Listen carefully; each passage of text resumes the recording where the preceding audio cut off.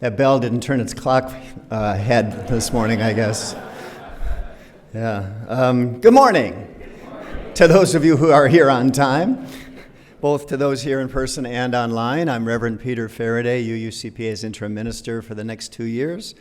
My pronouns are he, him, and whatever your sexual orientation, gender identity, family makeup, ethnicity, etc., you are more than welcome here at the Unitarian Universalist Church of Palo Alto. May you find nourishment and inspiration for your journey. We express our mutual respect by supporting each other's decisions around masking, distancing, and other health measures. If you would like a mask this morning, please raise your hand and our kind ushers will get you one. Because COVID is still with us, a couple of our members and Bruce Olstead, our music director, were down with it recently, so please caution yourself as you seem appropriate. If you're new with us, please know that during the service, we use these cards to share any concerns or joys or sorrows that are on our hearts. If you'd like to fill one out, you can always find them at the entry and at the altar and on the side table right over there. And there's still time to do one as I go through a couple of early community announcements. At 11:45 today, the second of the 3-session starting point class continues. This relaxed gathering provides some broad UU-related info, invites participants to share about their own spiritual backgrounds and values, and explores all that UUCPA has to offer. Starting Point is particularly valuable for relative newcomers, but anyone looking to connect more with our shared faith and this community is invited. And even if you didn't make it to last week's first session, that's fine. You are still most welcome today. That begins at 11:45 today across the patio in room 6.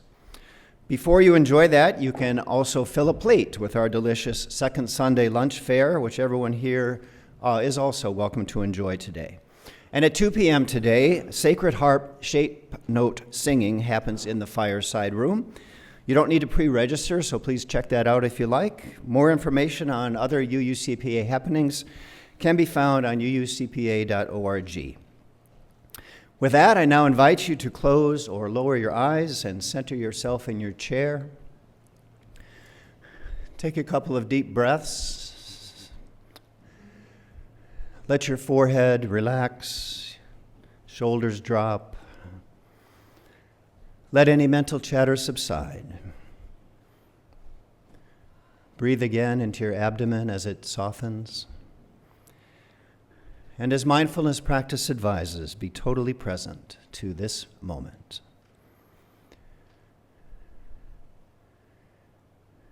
We gather, our different paths entwined, to deepen our spiritual lives, nourishing connection, learning from each other, caring for each other, tending to our world.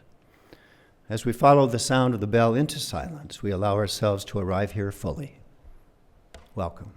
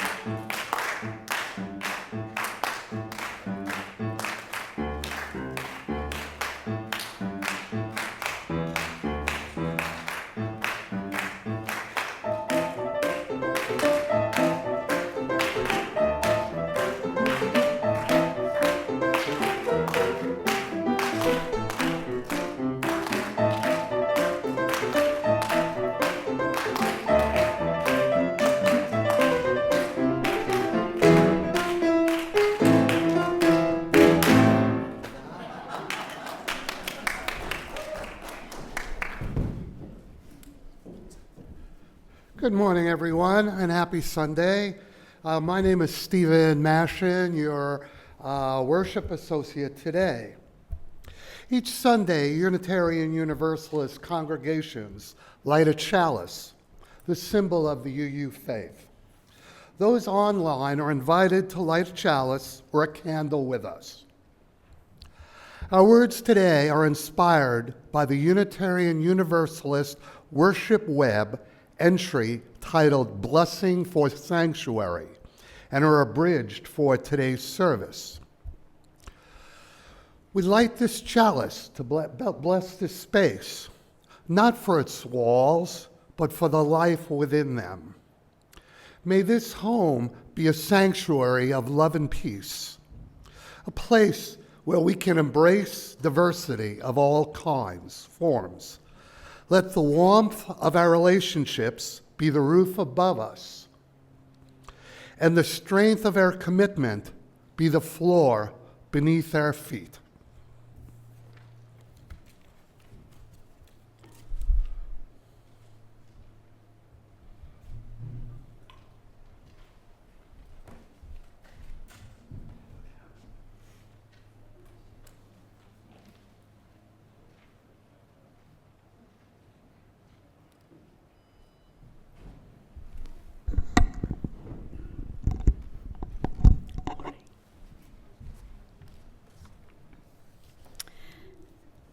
Hello, I'm Jane Correa, and I wanted to share with you why UUCPA is so important to me. I came to UUCPA so my children could have a religious education, and I stayed because of the warm and loving community I found.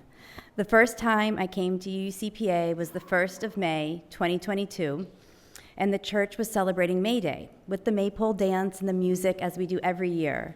It was a lovely day with warm California sun, flowers in the garden, music and dancing, and I was delighted. I started coming regularly that fall with my daughters. I had been looking for a church where my children could have a spiritual upbringing for some time. I had a wonderful one thanks to my own mother, and I wanted to give my children the same, one that focuses on love, kindness, and open-mindedness to other ways of existing. I found that here. For myself, I am deeply grateful to Reverend Peter and his sermons that offer a little nugget of wisdom or inspiration for me to carry through my week. He gently invites us with his thoughtful words toward a kinder, more open life.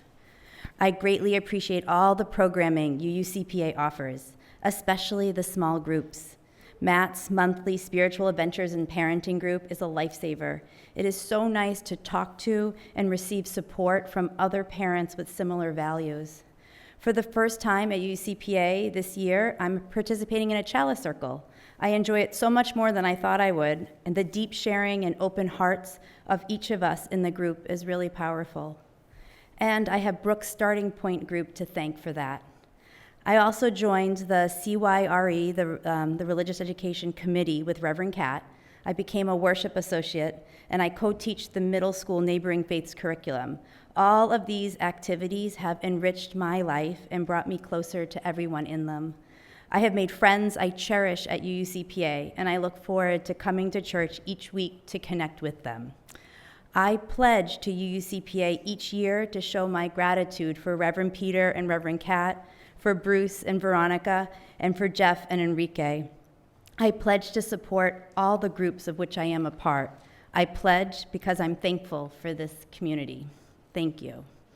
Now, please rise in body or in spirit and join in singing hymn number 361, Enter, Rejoice, and Come In.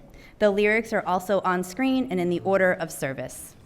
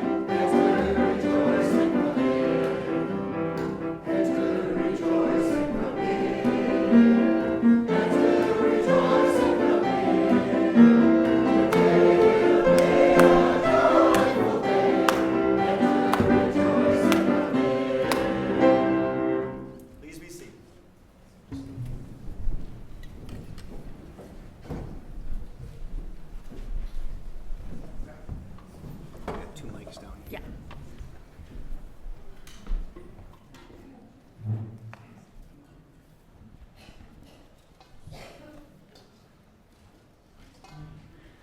Test, test.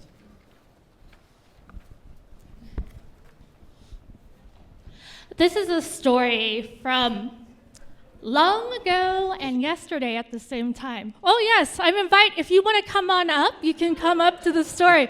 I'm sorry, I got so excited because we're talking about my favorite subject, food. Yeah, so please come up if you're young or young at heart, or if you have a vegetable or something that looks vaguely like a vegetable. Oh yeah. So thank you for coming up.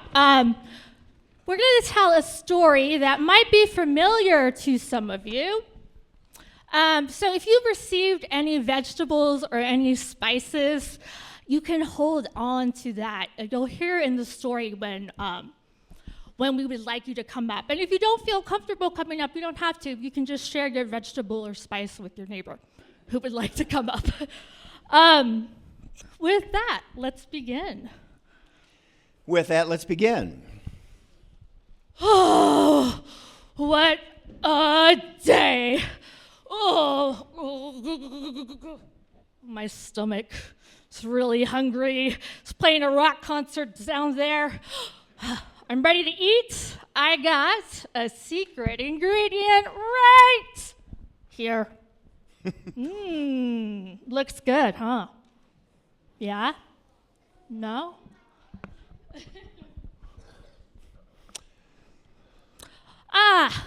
I'm really quite hungry. Could you feed me? Could I have a feast? A feast? In this town? Sorry, traveler. Our cupboards are bare. We're down to the last cracker. Maybe try the next village. Oh, man. Well, I don't need any crackers. I have my special ingredient, the gourmet soup stone. And it makes soup so delicious, kings have traded their crowns for it. I just need a little water and a little fire. A soup made of rock? This one has been in the sun too long. You want to try it? Fine. Water we do have, so Okay. one pot full coming up.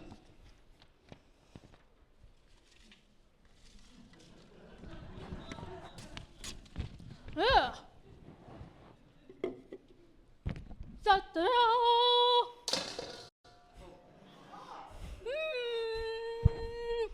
Ooh, it smells so good already. Can you smell it? You know what? A true chef knows that a pinch of carrot will really make the magic happen. Too bad nobody here has a carrot. Oh, you have a carrot? Whoa, whoa, whoa. Oh, whoa, whoa. Can you bring it up? Bring it up and put it in the pot? No! Looking good. Oh, another carrot. Whoa!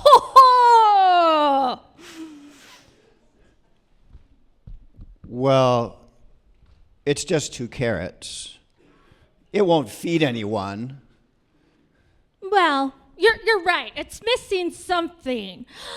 I think in all my travels, I've always found potatoes at a certain je ne sais quoi. If you have a potato, yeah, bring it on up. Bring it on up. Whoa, whoa, not only potatoes. Wow. Wow. And onions. Wow, this town, this village is chock full of potatoes and onions. Wow. Onions and spices? Okay, neighbors, if you have onions and spices, put them in there now. Don't hold back. We need those onions and spices. Ooh, ooh. Oh. Wow. Now we're cooking. Hey, That tastes good. you know what? What? I have a carrot too. And now we have a feast for everyone. We started with a rock and a bare cupboarded village. And now We have a whole bowl of everything. Yeah, and that's the magic of the stone. It doesn't give anything. It just helps us open our hearts and hands. I guess enough isn't something you keep to yourself. Nope. Enough is something you make together. Did we make this together? Yeah. All together? So Thank can you. we all say, So we're not going to say, let's eat. Ready? 1, 2, 3. Let's eat! thank you. Thank you for our stone soup, helping with the stone soup skit. So if you are going to religious education or OWL, you can follow us into the lobby, and we will see you after class.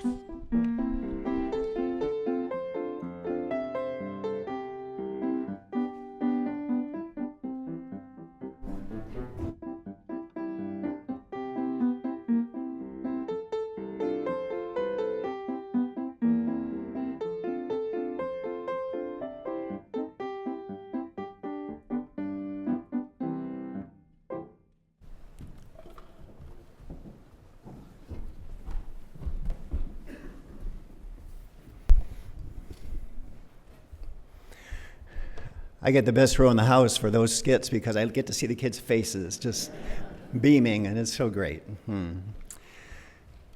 Adrienne Rich was an American poet and essayist. According to Wikipedia, she was one of the most widely read and influential poets of the second half of the 20th century, and is credited with bringing, quote, the oppression of women and lesbians to the forefront of poetic discourse. Born, raised, and educated in various East Coast cities, from Baltimore to Boston, she eventually moved to Santa Cruz. And during the 1980s and 90s, taught and lectured at UC Santa Cruz, Scripps College, San Jose State, and Stanford. In March of 2012, Adrienne Rich died in her Santa Cruz home at age 82. Our very short but powerful reading today comes from this distinguished poet. It's included in the back of our gray hymnal as reading number 463. My heart is moved by all I cannot save. So much has been destroyed. I have to cast my lot with those who, age after age, perversely, with no extraordinary power, reconstitute the world.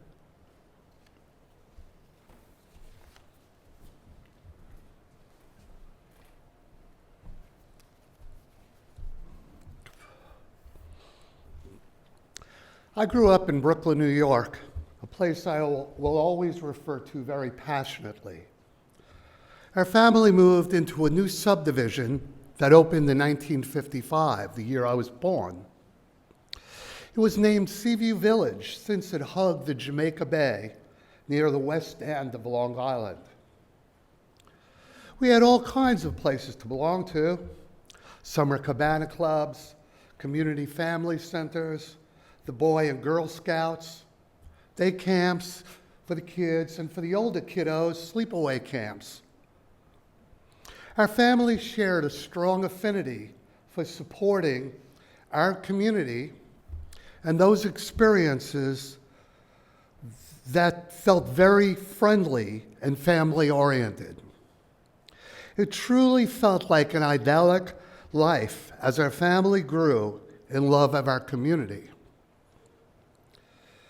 I grew up in the Reformed Jewish faith, but in my early adult years, I went independent and rejected all the dogma and community connection I so earnestly found so endearing in my younger life. I was awash in a sea of opportunity, possibility, free choice, and a freedom to be.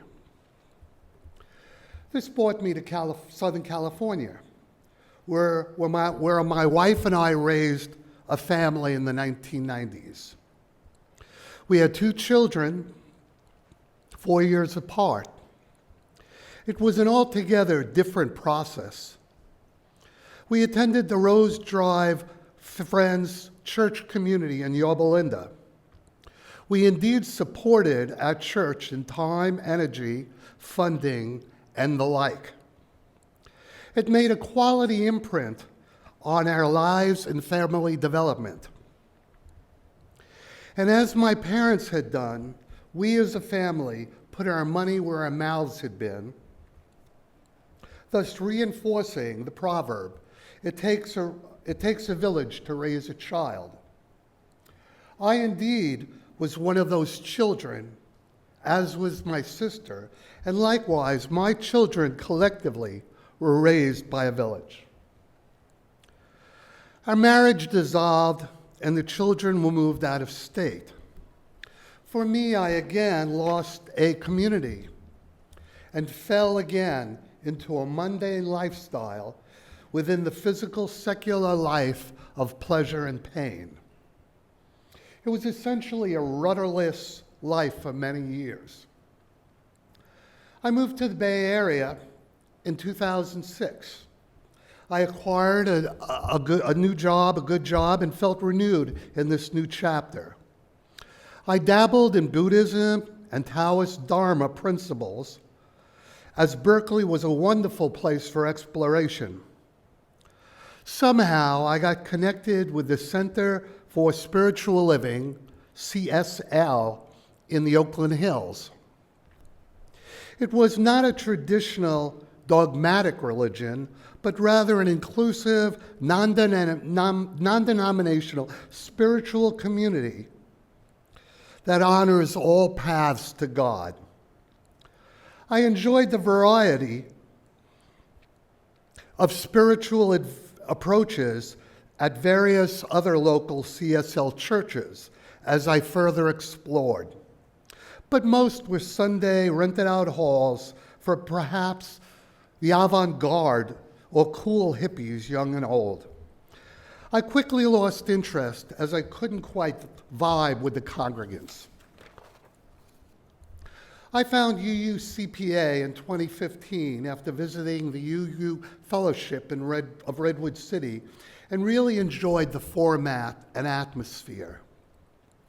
I started attending UUCPA for a wider variety of growth experiences and have been an attending member since 2015. I am active and feel comfortable here. I feel valued and connected. I feel I belong here and that my presence makes a difference to myself and others. I segue here into an important association. Wisdom led me to understand that home is more than a structure. Home is about belonging. It's about where my heart feels settled. Home is also where I can reflect and take off the weight of the world for a while. This church has been a steady place, a place where I can learn, reflect, and be reminded that I'm not walking this journey alone. I develop values, habits, and life skills by observing and interacting with communal members. It provides a safe village environment to ask questions, make mistakes, and grow through everyday experiences. A home is where you grow. Over the years, I've grown here, not just older, but stronger in the faith of hope, deeper in understanding, and richer in relationships. I've been encouraged, challenged, and uplifted repeatedly as a UUCPA member. So when I say this church feels like home, I mean it with gratitude. And at this stage of my life, I can say there's no greater blessing than having a church that truly feels like a home. Thank you.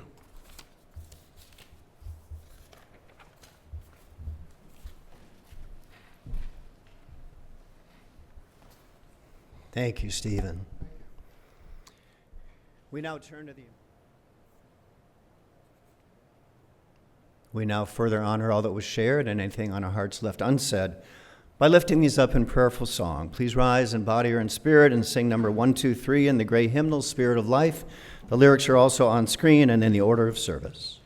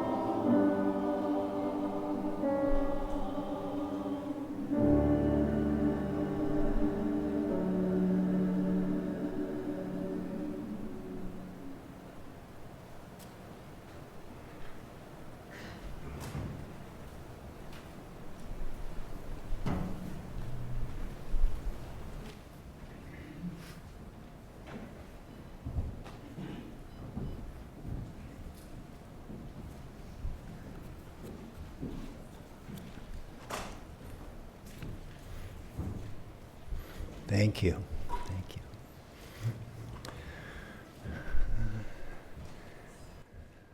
Some years ago, I was in a library, and on my way out, paused in front of a large fish tank. At first, my interest was casual, but I soon was captivated by a rather cartoonish creature about the size of, and not that different in shape from, a clothing iron. Deep brown with small white dots all over, it had a square head and a nearly undetectable mouth and bulbous, almost black eyes. I eventually strolled along the tank's 15-foot length, admiring some other residents, but none enchanted me quite as much. Finally, I turned the corner so that I was viewing the tank from the side and saw the spotted ironfish at the far end. I gazed on as it slowly swam straight toward me at eye level and ended its voyage by touching its thin lips against the glass right where my mouth was. Probably just chance, but perhaps the admiration was mutual. As it reversed course and swam off, I said, "Thank you," and turning to go, almost stumbled over the angelfish-shaped donation container. The sign on it said, "Your donations help feed the fish," and clear plastic sides revealed a number of bills inside. My first thought was, well, isn't it nice that people donate? Looks like a lot of bills in there, and really, how much can seaweed flakes cost? More seriously, I thought, well, yeah, I have a mound of midlife student loans from seminary, but I'm blessed to be working now. And I checked my wallet, 2 singles. Okay, $1 or 2. Then I saw the 5 spot on the top of the pile in the container. And I thought, shoot, except it wasn't spelled with 2 O's. Well, I reasoned, that came from someone with a 6-figure income, which could be true. But I had experienced more quiet delight in the last few minutes than I get during most entertainments, and those typically cost much more. So, wanting to help care for my new finny friend and its tank mates, I folded up a 5 and dropped it in the slot. Next stop, the grocery store. As I near the entrance, a woman is sitting there holding another sign. No job. Please help. I'm guessing many of you have also experienced that heavy, silent, vaguely guilty sigh that passed through me. I just gave $5 to care for some fish. How much more worthy of care is this fellow human being? And more apprehensively, who or what is around the next corner? Former Harvard psychologist Richard Alpert turned spiritual teacher Ram Dass widens the scope of this ethical quandary when he speaks of that difficult moment when our pens are poised over our checkbooks, or these days more likely our finger over a computer mouse or smartphone app. Do I help to save the children, the whales, aid those experiencing homelessness? Do I help fight a disease or support a candidate? In such a moment, not only are our checkbooks open, our hearts are too. For in some measure, we're taking in the weight and pain of life. And it can be troubling because no one person can fix all that needs repairing. As Adrian Rich put it in our reading's opening lines, my heart is moved by all I cannot save. So much has been destroyed. In our culture, there aren't many places we can bring our moved hearts together in community, can honestly be with our disquiet and concern over what's being destroyed. But you can bring these to UUCPA. And it's not only okay that you do, it's vital. First, because acknowledging our heartache makes it possible to move beyond the cultural trance of numbness and denial that tries to convince us that everything is fine. Or if it can't quite accomplish that, offers a quick fix. Buy something, or eat something, or watch something, or drink something, maybe several somethings. You'll feel better. Second, it's vital because this congregation knows that heartache is connected to love. Whether it's a localized sadness like not being able to help every unemployed or unhoused person we encounter, or grief over much larger scale issues, our sorrow is a sign that something we value is imperiled or afflicted. And this pain, properly understood, can be transformed into fuel for saving what we can. As Rich continues, I have to cast my lot with those who, age after age, perversely, with no extraordinary power, reconstitute the world. At UUCPA, we indeed cast our lot with one another on behalf of a fuller vision of wholeness and a wider circle of compassion for all of life. As this vision energizes and flows into various actions, we help to reconstitute the world, and along the path, develop meaningful connections, deepen our spiritual lives, make new friends, and often have a lot of fun. And especially in these particularly destructive and challenging times, all these are precious things. Thus, UUCPA, and more broadly Unitarian Universalism, is a sturdy and steadfast home for our hearts, one where we're truly seen, heard, known, and valued. One where we say, I see we share important moral principles. I want to be with you, and I want you to be with me because we are better and stronger together. One where we understand that when our hearts open more fully to pain, they also open more fully to relatedness and joy. I experienced all of this at another UU congregation some years ago. To begin with a little background, having attended a graduate program in spirituality and culture that acquainted me with an eclectic range of spiritual teachers and traditions, as well as the insightful critical perspectives these engendered, my desire to share what I learned moved me to do further grad work in mass media at San Francisco State. For some years, I then worked in various facets of the media field, which included moves to Washington, D.C. and Los Angeles. In LA, I got married and soon became a dad to 2 terrific children, but the marriage didn't fully work, and my wife and I eventually divorced amicably. Though respectful, this was heartrending. It was also becoming distressingly clear to me that the form in which I'd been working wasn't the best vehicle for the spiritual and critical viewpoints I wanted to share. I explored new options, including teaching, social work, and counseling psychology, but none felt quite right.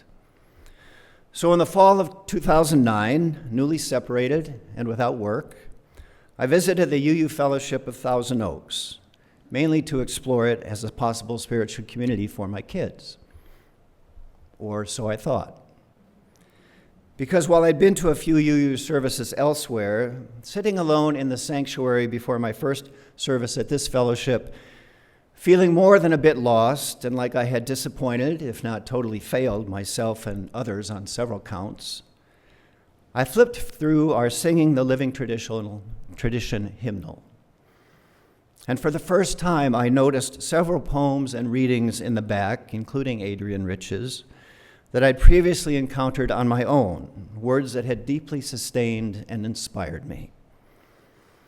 And finding them here in a UU church hymnal, I began to weep for the pain and losses, but also because for the first time in what seemed like forever, I felt like my heart and my spirit had found a home.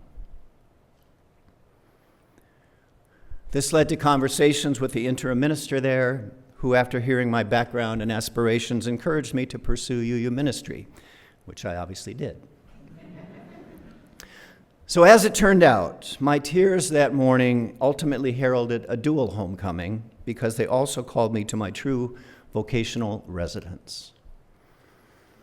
That was only possible because long before I brought my aching and hungry heart there, others had given of themselves and their resources, including their financial assets, to establish and sustain that free-thinking and inclusive spiritual abode. And for nearly 80 years, people have given of their time, energy, and money to sustain UUCPA, You are now a trustee of that legacy. And as your pen is poised over your checkbook, or finger over mouse or smartphone app, you might ask yourself, what is having a place to regularly strengthen and uplift my spirit worth to me? What value do I put on a place that, as for me, can not only hold my heartache, but potentially transform it? What will I give to support a home for my heart that lifts my vision and helps me reconstitute both myself and the world? Having been a congregant before becoming a minister, I've learned that what I then thought was a suitable gift really wasn't enough to sustain the place that had so impactfully sustained me. I needed to reach deeper.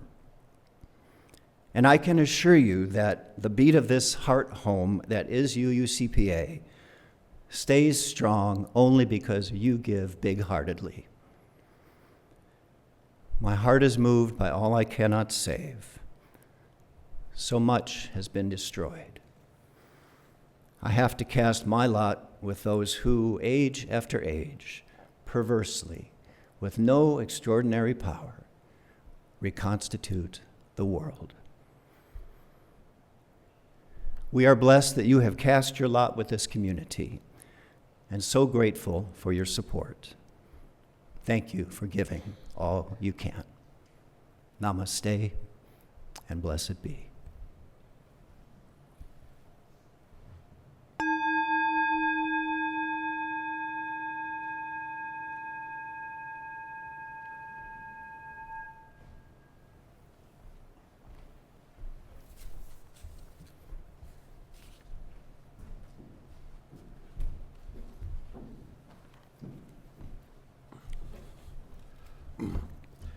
As part of Unitarian Universalism's free church tradition, this congregation is self-supporting, and thus we remain free to govern ourselves.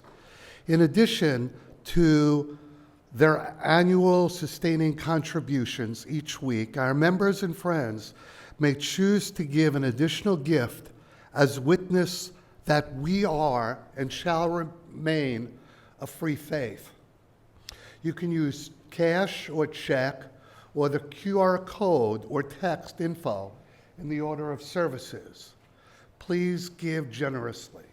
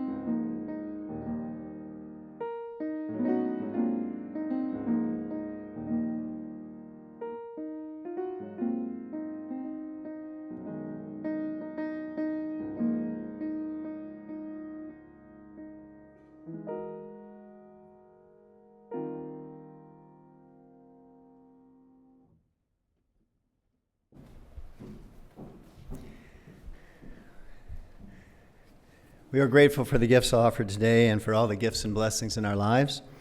And if you're visiting with us today, that is a gift in itself. We extend an especially warm welcome to you. I'd be honored to meet you if you'd care to do that after the service. And you are, because you are our special guest.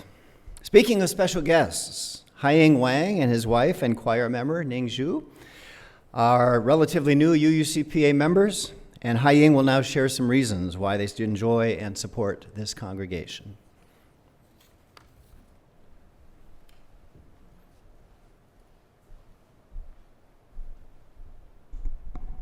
Good morning. My name is Haiying Wang. My wife, Ling Su, she's there. And I found the UUCPA through our daughter's recommendations. So Ling felt at home pretty quickly, especially after she joined the choir. So once she started singing, I knew we were not going to go anywhere. So I come to support her. But it didn't take too long for me to realize that the UUCPA was the spirit community I've been looking for. Religion was not a part of our upbringing. So after we came to US, we visited a few churches here, there, sort of window shopping for spirit place, trying to find something fit. Nothing quite did until we came here. Something clicked. So we have grown to really enjoy the Sunday service, the music, the reflections, the moments of quiet that somehow feel both peaceful and energizing.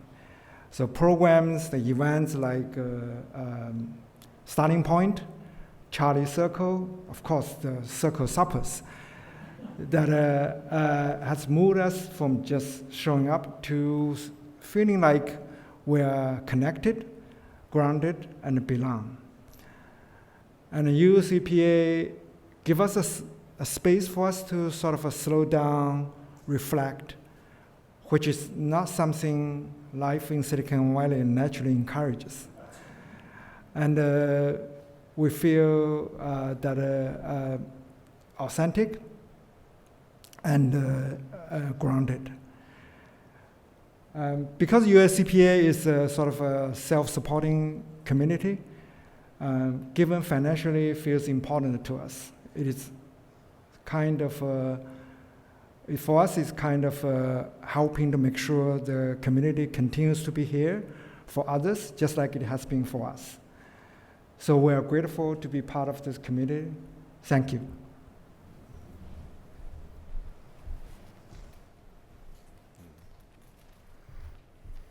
Thank you, Haiying, and thank you, Ning. And thanks to everyone involved in making today's service possible, including our worship tech and usher teams and talented musicians and lunch prep crew today. Please remember the Starting Point class happens at 11:45 in room 6 if you're interested, and you can bring your lunch plate. And whether or not you join that, while we usually suggest a donation for second Sunday lunches, in today's spirit of celebration, none will be accepted. In other words, there is a free lunch. In keeping with that spirit, our chalice extinguishing words are by Sharon Salzberg. True giving is a thoroughly joyous thing to do. We experience happiness when we form the intention to give, in the actual act of giving, and in the recollection of the fact that we have given. Generosity is a celebration.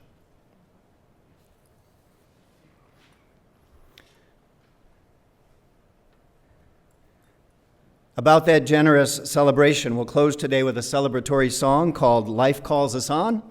Since it's new to UUCPA, the choir will sing the first verse this week so you can hear the melody, then we'll all sing the rest. The lyrics and melody are on the sheet that came with your order of service. Is there anyone who needs a song sheet that did not get one handy? Looks like we're okay.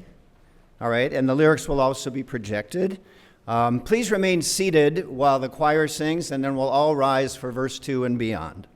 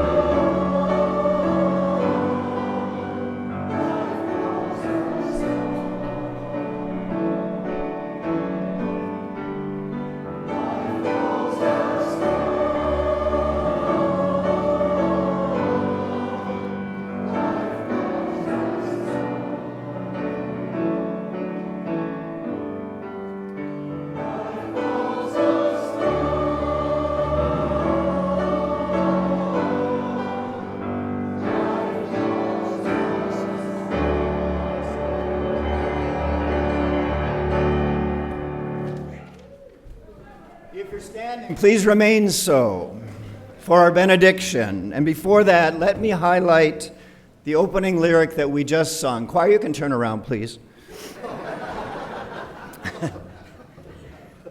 Here's that opening lyric. Here in reverence now we gather for the blessings we have known, with a pledge to one another that we journey not alone.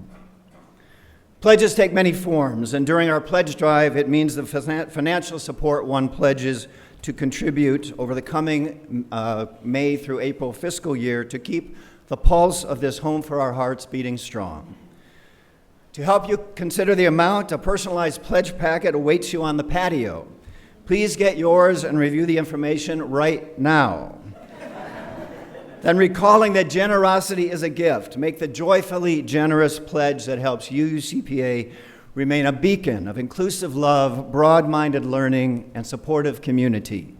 If you've pledged early, you could up it some. Seriously, every increase makes a difference.